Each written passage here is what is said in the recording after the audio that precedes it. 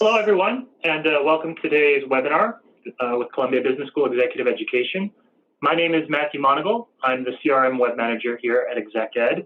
And if this is your first webinar, we're so happy you decided to spend half an hour of your Wednesday with us. Just a few housekeeping notes. You can leave questions by clicking on the Q&A button at the center of the screen. These questions can be about the content, and we will circle around to them at the end of the webinar. Or if you're having connectivity issues or questions about just our ExecEd offerings and our webinar in particular, feel free to leave those as well. We do offer a full recording of the webinar after about, I'd say, 3 or 4 business days after the conclusion of this. So be aware that that'll be going out by email to everyone who signed up for the webinar. So it's my great privilege today to introduce Rita McGrath. Rita McGrath is a faculty director here at Executive Education. She's also a world-renowned speaker. She's a thought leader in many areas. Odds are you've read her quotes in a publication, one of the publications, business or otherwise, that you frequented. And she's here today to talk about, well, let's say, what are you here to talk today about? I'm going to be talking about innovation portfolios and resource allocation. Perfect. Welcome, Rita. Thank you very much, Matt. And hello to you all. It's a pleasure to be here. Do be thinking of questions. If we don't get to them in the context of the webinar, we do capture them and we'll get back to you afterwards. So the issue before us is, why is it so difficult for organizations to innovate? And some of the research on the topic suggests that part of that problem has to do with the way that resources are allocated. Okay, so a few little technical glitches here. So this is some of the material that we'll be featuring in our upcoming course called Leading Strategic Growth and Change, which runs next month. And so this is a little snippet from the course, and you'll see some of the things that we talk about. So here's the interesting conundrum. A recent McKinsey study done of CEOs finds that 84% of them agree that innovation is critical for their growth strategy. 80% of them articulate that they think their business models are at risk, and yet only 6% of them are satisfied with their innovation performance. And the part that I found very interesting about this study is that they don't happen to know what the problem is and how to improve it. So what we're going to do today is give you a little glimpse into what I think, anyway, one of the problems are with the whole innovation process in most organizations. So the problem really begins with your strategy. And this is consultancy Insight that has found that if you take an entity's core business offerings and project their likely growth into the future over some period of time, that you'll find there's a gap, that you can't just keep doing what you're doing every day and actually grow to the extent that your strategy needs you to. And that implies that innovation is not just kind of a nice to do, it's something that you absolutely have to be able to get good at as a matter of strategy, right? So why does this all happen? And the first problem that you need to be thinking about when you think about innovation is, all too often it's kind of episodic and it's a feel-good exercise. So, you know, we run around doing innovation boot camps and ideation sessions, and everybody gets trained in how to be an innovator. Thousands of Post-it notes die in the process, and then we have this bucket full of great ideas that nobody then knows what to do with. So you don't want innovation that's sort of episodic or that only covers the ideation part. You need to have innovation that's followed through with incubation, that's then accelerated so that it can actually become a meaningful part of your future strategic growth prospects. The other big problem is that you don't want your resources held hostage in parent divisions. All too often in many companies, division heads see the most significant competitors not as your actual competitors in the marketplace, but as other divisions in the same company. And this is actually what happened at Sony. Sony had the right to content. They had music. They owned a movie studio. They had hardware divisions that could produce wonderful hardware. They had software guys that produced wonderful software. But the problem was they couldn't get them to work together. So they had lots of innovation going on, but it never really made it to the market because they couldn't get cooperation to occur within the firm. Another thing that often happens with organizations is that they'll pursue a new business model or a new strategy, but they'll try to force fit it into the existing structures that they have because it's kind of easier. You know, you don't have to redraw the org chart and everybody keeps the same roles, but it's long run very dangerous. This is actually what happened at DuPont over many years. What they found was that their business models and their organizational structures, up to a point, worked together. So if you ran the Kevlar business, let's say you owned the Kevlar assets and you ran the Kevlar sales and it was a materials-based business. Well, as DuPont wanted to go into more strategic solutions kinds of innovations, what they found was keeping things in those old structures just was really negative. That instead what they needed to do was reform the company, which they did. They invented 5 growth platforms, which drew from the assets of the existing divisions, but weren't completely aligned with the assets of the existing divisions. So that was kind of necessary for them. A last kind of thing that I'll comment on with respect to innovation going nowhere is that it is often ridiculous how little we know about our customers' real needs and desires. And here are just 3 examples from a file I keep at home. I call it my flops file. And these are things that made it to market that probably, in the light of hindsight, should not have. So how about mixed vegetable imitation flavored Jell-O for salads, for one? Or the Nokia N-Gage phone, which was designed to take Nokia into the gaming business. And it worked pretty well as a gaming device. The problem was it didn't work very well as a phone. To use it, you had to have it sticking out from your head in a really bizarre angle. Or General Motors, which decided to go to China by defeaturing the back seat of the car. They figured, hey, we'll put all the investment in making the cars great for the driver, but they're going to be too expensive if we take the same American model and bring them to China, so we'll defeature the back seat of the car. What they didn't appreciate was that if you're wealthy enough in China to own a GM car, you're also wealthy enough to employ a chauffeur, which many people do. And so you have this image of this Chinese billionaire sitting in the back of a car, rolling down his window manually. Not very good. And then you have these ventures that, as I mentioned, I have my flop file and I study the ones that kind of went dreadfully wrong. And what you find is this common pattern, that they are treated the same way that your existing core business is treated, when in reality you need to manage these in a radically different way. And in a separate presentation on discovery-driven planning, I talk about how that might have been handled differently. For now, let's just say that you can't handle uncertain new ventures the same way that you handle your existing core business.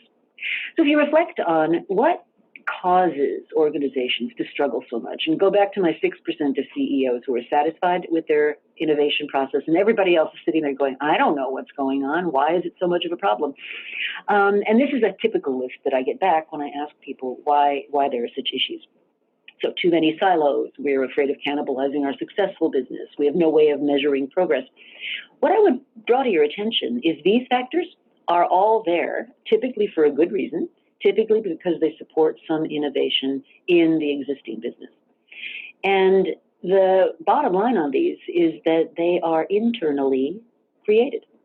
And I would argue if they're internally created, they can be internally removed. Now, it's not always easy, but God did not come down and say, let there be silos. This was something that management put in place for a reason. And what you need to realize is that as your business evolves, that those reasons may no longer be relevant. And so you need to be bold enough to sort of do something different with them. So I would say the biggest, if I had to point to just one problem that I would argue is at the root of many incoherent or unwell done innovation programs, it's the fact that we really struggle to account for something I call option value. So if you just took a very simple set of uncertainties and said, in our existing business, we've got pretty low uncertainty. We know how to do it. We have systems and processes that have evolved around it. We have quality mechanisms and so forth. As we move toward higher uncertainty, the kind of value we're creating changes. So in a very low uncertainty situation, you can actually measure what you're doing in terms of present value. So I can forecast my cash flows into the future, discount them back, and I kind of know what I've got. As I get higher in uncertainty, more and more the value I'm creating is option value, which is the value of the right to make some kind of future decision without making a commitment. And the dilemma with options is that they need a different management process. So with options, what you need to do is invest a little bit, see what happened, see if your hypotheses are proving to be correct, be prepared to redirect or stop if they're not being validated, and then move on. And it's a very intuitive concept. If you just think about the fact that you're taking a half hour to listen to this webinar, you don't know exactly what benefit you're going to get from it, but Columbia is a pretty cool place. We've got some good thinkers here, so, you know, chances are something useful might come out of taking your lunch hour to do this. So it's a very intuitive idea. Yet somehow when we get to making decisions in business, particularly around investing in uncertain projects, that idea goes out the window and we snap back to these more traditional approaches. So where this takes us is something I call managing a portfolio of opportunities rather than just managing your existing business. So across the bottom of this graph, you have uncertainties about markets. So this could be your external markets of your customers, your suppliers, your ecosystem partners. It could also be internal markets. Who are the people that you're working with? Whose support do you need inside the company? What kind of marketing depth do you need? That kind of thing. And you've got low uncertainty on the left-hand side and going up to higher uncertainty as you go to the right. On the vertical dimension, you have uncertainty about technologies and execution. Now, this is, by the way, uncertainty to you. So the solution may exist somewhere in the world, you just don't know about what it is yet. And these are two very, by the way, traditional dimensions of uncertainty to look at. Many people offer these, but I think it's a useful way to kind of frame your thinking about what you want to be doing. So in the low case, this is clearly enhancements to your core business, and it's essential that you get those right. Because if you don't get those right, you're not going to have the privilege of doing anything else.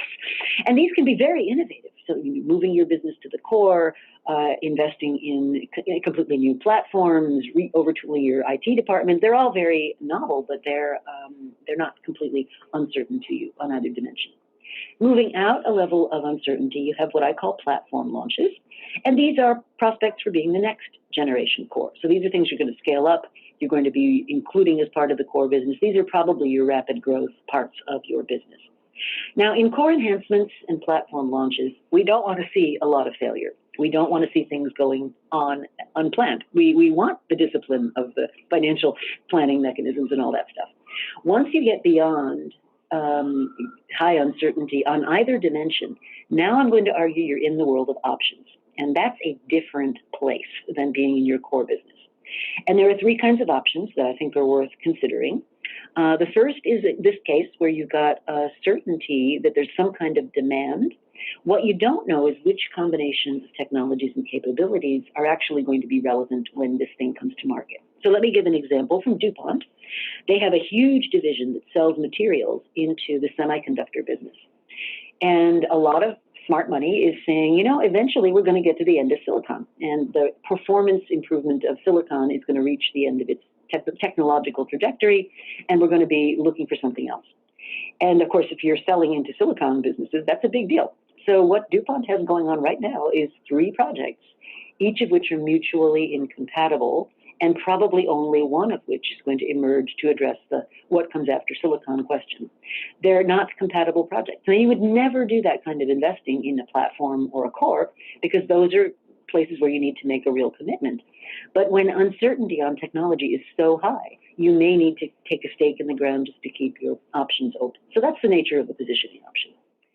In the other dimension, you have something you know how to do, or a capability that's been created, and what you're trying to do is take it to a new market space. So that could be a new segment, it could be a new geography, it could be a new application. And there the message is you want to be investing in low commitment, low cost ways of learning. Do not let anybody tell you that you have to build it before you can test it. That's usually not true. Even if it's a styrofoam mock-up, you can show it to a customer and say, hey, if I made you a device that was that size or looked like that, what would you think about it? Much better getting actual reactions from actual customers than asking them verbally. People are astonishingly unaware of the actual thought process that informs their behaviors, and so they'll lie to you. It's not intentionally, but they'll lie to you. So you really want to watch how they behave and see how they're reacting to pieces of this solution that you're putting in place. Now, the riskiest and most difficult category is this one up here, where I haven't got a clue how to do it.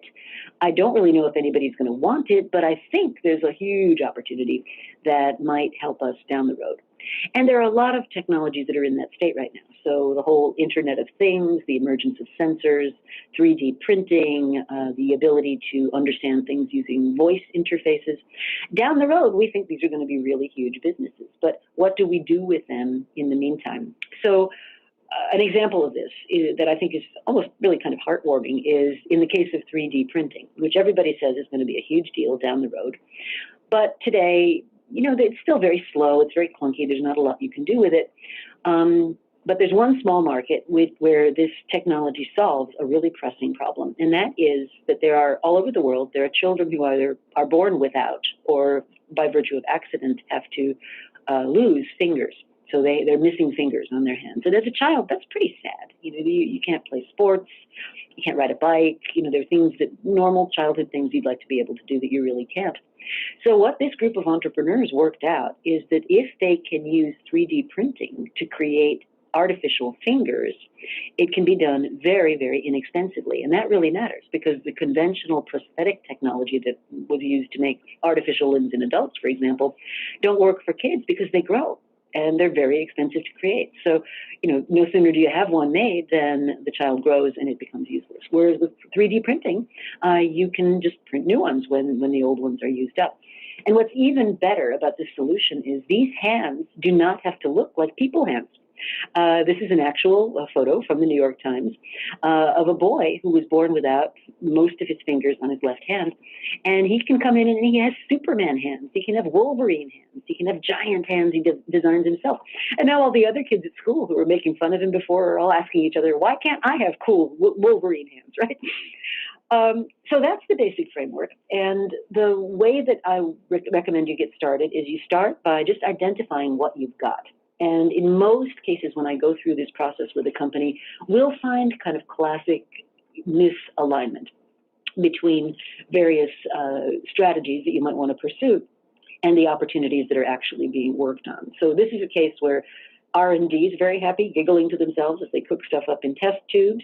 And, the line organization is very happy, kind of executing against, today's business, but nobody's really populating the pipeline of new core enhancements, new competitive advantages. And that's bad, because if you don't have that happening, you're going to have, you're eventually going to run out of your core, it's going to get mature, and you're in this kind of commodity trap. Or there's a case where people are focusing exclusively on the core. They really haven't thought about options at all. And that's pretty typical. I mean, it's surprising, but it is pretty typical. So what you need is some way of getting oversight into how to manage these portfolios of activities. So the first thing I recommend is, just make a big chart for yourself on the wall, get a list of the projects that you're working on, and just do a quick and dirty look. And then if you like that idea, you can track it a little bit more consciously. And if you do find a mismatch, now it's time to start making some decisions. So what projects should be accelerated? Which ones should be slowed down? Which ones should you just outright kill? Most organizations I visit have what I call zombie projects. They're, they kind of go on and on and on, but nobody really thinks they're ever going to take off. And yet, for a variety of reasons, people don't take the hard decision to stop them. And that's a great way to free up resources for innovation. So the next piece I want to show you is some technology that allows us to begin to create this alignment between your strategy and your long-term goals, what you're spending your money on, what projects get into your pipeline, and how people feel that they're being rewarded. Because these things, if they're not in alignment, can actually cause your innovation process to just sort of sputter. And you're not benefiting from the whole organization's ability to do what it needs to do. So this is just just to illustrate how one can do this. This is some software that I'm kind of excited about, because what I find is the struggle in many companies is it's just very hard to get a line of sight from where you sit in the world of strategy to what the portfolio actually looks like. So this is kind of a new thing that we're trying out. We'll be using it in LSGC, which is our upcoming Strategic Growth and Change course. So the participants in the course will actually have a chance to play with this, and we'll see what they say. It's in beta mode at the moment. But this would be how you would put in some data, as much as you've got, whatever you have. It doesn't require huge precision into describing an opportunity. Once you've got that opportunity on the platform, you can mix it with other opportunities to create a portfolio. And this is a disguised one, made up one from Colgate-Palmolive, and they do a lot of things around personal care items. And so we just took a bunch of their divisions. So this is not secret information from Colgate-Palmolive, it's public information. But what we did was we mocked up this view, and you can now look and see what is in your portfolio, you can say, well, do I like the way this is positioned? You know, maybe I need to put a few more positioning options in there. Maybe I need a couple more stepping stones. But it gives you that direct line of sight from the decision-making level right down into what projects are being worked on. And once you got that data, you can start to ask questions like, well, where is my resources being put in terms of the categories that I'm selling into? So is it pet nutrition? Is it personal care? Oral care is a really big deal for Colgate-Palmolive. They have over 1 billion customers. And they'll say things to you like, oh, I only have 30 seconds in your mouth, you know, which is a little weird if you don't happen to work at a company like that. But, you know, if you're there, that's really an important point. Now here's the chart that I really am very excited about, because what you can now do is you can start to map the kinds of activities you're working on against the projected revenue, and now you can fill in that chart, that insight chart about, is the growth that I'm investing in actually going to deliver to the strategies that I've articulated in the world? And so this makes it very easy to kind of link all those things up. So it's an exciting new thing we're testing at Columbia. I will, as I said, be using it in the course. And so I'm finding it's very, very kind of a cool new frontier for us. So let me close with this thought on innovation. If you talked to somebody 50 years ago about quality and said, you know, how do you ensure good quality? You would have gotten back answers like, oh, you know, you get really good craftsmen, you have people work very carefully, you try not to make too many mistakes. It was only after Deming and Duran and the people at Motorola developed things like Six Sigma that we began to understand that quality is not just good hard work. Quality is actually a process. It can be systematized, it can be repeated, people can be trained in how to do it. And I would argue that the innovation process today is pretty much where quality was maybe 50 years ago, that we're just starting now to converge on a common set of practices. We're starting to get software that works, like the one I just showed you. We're starting to get, you know, people that understand there's a right way and a wrong way to do this stuff. So I think we're really at the on the brink of a very exciting new development with respect to the innovation process. So let's hope that 6% comes up sharply in the next few years. Rita, thank you so much. I think that was great. And I know that we have a bunch of questions that have come in. I'm going to take the first one since I've seen it a few times. Just to let you know, we do have a full recording of this webinar available. We'll send you a link probably within the next 3 to 4 business days where you can view that online. If you signed up for the webinar, you're on the mailing list for the webinar recording too. We try and make it easy like that. So keep an eye out for that email again, probably 3 or 4 business days. Now, if you have some questions, please feel free to leave them in the Q&A. I'll answer them. We've got about 5 minutes. The first one, which I think is a really interesting question, and one I actually haven't heard before in connection to your presentation, Rita, when you're looking at this portfolio, where does that decision, do the decisions about what should stay and what should go, where should that live? Should it live with senior management? Should there be a team that's more dedicated to that? What people in the organization should our participants be thinking about, giving them this task? So the answer to that is it really depends on your unit of analysis of decision making. So if I were Jeff Immelt over at General Electric, right, he's got, if memory serves me, something like 12 huge businesses. And his big decision at the top of the company is how much am I going to put into aircraft engines versus advanced manufacturing versus environmental projects. Now take it a notch down. If you're the guy running aircraft engines, you're going to be making decisions about, well, how much should go into propulsion systems and how much should go into reusable gear and how much should go into aftermarket support. If you're the head of that division, you would be making more granular decisions on down. So part of the challenge of this is if I'm Jeff Immelt and I really want to know what projects are being worked on in the propulsion space, without going down that whole chain of command right now, I don't have a way of doing that, or an easy way of doing that, which isn't totally disruptive to the organization. If you implement something where you've got all these projects on a common platform and you can see all the way up and down the organization what's going on, it gives you a great way to start having a collective conversation about, this option hasn't moved in 3 years. It should really be moving or it should go away. In terms of today, where the decision actually gets made, there's usually a separate unit that is in charge of oversight over the innovation practices, and that's probably where you want this data sort of kept up to date. I'm a big believer in not forcing people to do additional input. So what I'm hoping that this kind of software does is replace all those spreadsheets and PowerPoints and the stuff that sort of locks the data away in individual desktops or laptops or phones even, and makes it sort of transparent and visible to the organization. So then this group could go around and have very constructive conversations with the people supporting projects about which should come and which should go. So I think what you need is sort of the transparency up and down the organization, plus somewhere where the responsibility lies of keeping the portfolio dashboard up to date. Another question we've seen here is talking about cultural differences or countries of business and how these might affect portfolio management. Mm-hmm. Can you speak a little bit to some of the companies you've worked with in other countries and how maybe regional or maybe political concerns change the way they go about dividing up their portfolio? Sure. Well, there are some businesses where you don't have a lot of flexibility in how you manage your portfolio because you're regulated to be the way that you are. Regulated energy utilities, banks, many kinds of organizations in which the political system has a strong interest don't have as much flexibility as organizations which have a lighter touch regulation. So regulation is one that I see. Culture matters a lot. So if I'm doing a portfolio for a company in Japan and, if I had my choice, I'd shut down, say, an underperforming division, or I'd move something offshore.